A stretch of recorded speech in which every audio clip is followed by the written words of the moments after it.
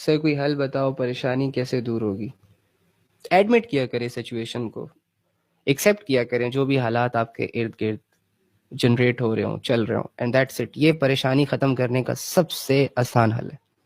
اگر آپ سوچتے رہیں گے کہ یار ایسا کیوں ہو رہا ہے، نہیں ہونا چاہیے، آپ کبھی بھی پریشانی سے نکل نہیں سکتے۔ آپ کو کیا لگتا ہے میں جو آپ سے بات کر رہا ہوں نارمل لگ رہا ہوں نا؟ الحمدللہ ایسے ہی رہتا ہوں میں، تو کیا میری زندگی میں پریشانیاں نہیں ہیں؟ آپ کو کیا لگتا ہے جو بڑے بڑے اسکالرز آپ کو موٹیویٹ کر رہے ہیں، کیا ان کی زندگی میں پریشانیاں نہیں ہیں؟ یہ تو میں آج کل کی مثال دے رہا ہوں، اچھا چھوڑو یہ چیزیں۔ کیا نبی صلی اللہ علیہ وآلہ وسلم اتنی عظیم ہستی ہونے کے باوجود، جس کی دعائیں کبھی رد نہیں ہوتی، جس کے لیے کائنات بنی، جو اللہ کی نظروں میں بہت محبوب انسان ہے، کیا ان کی زندگیوں میں پریشانیاں نہیں تھی؟ تو لیکن انہوں نے پریشانیوں کو لفٹ نہیں کروائی۔ اللہ رب العزت کے ہر فیصلے کے سامنے اپنی میں کو نہیں رکھا، ٹھیک ہے؟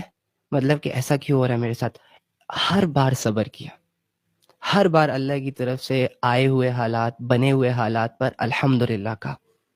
اور یہ چیز اگر آپ بھی فالو کریں گے تو ٹرسٹ می، کوئی بھی پریشانی آپ کو پریشانی لگے گی نہیں۔ آپ کی پریشانی کیا ہوگی؟ زیادہ سے زیادہ کسی نے چھوڑ دیا ہوگا، کسی نے 2 تھپڑ مار دیے ہوں گے، کسی نے ہرٹ کر دیا ہوگا، کسی نے دھوکہ دے دیا ہوگا، آپ کی اولاد شاید، اگر اولاد ہے تو چلو اولاد نافرمان ہو گئی ہوگی، اگر آپ شادی شدہ ہیں تو چلو ہسبینڈ یا وائف کے جھگڑے چل رہے ہوں گے، یا ماں باپ آپ کو ٹونٹ کر رہے ہوں گے، یا آپ کی کوئی جاب نہیں ہوگی۔ کیا ہے مسئلہ آپ کا بھائی؟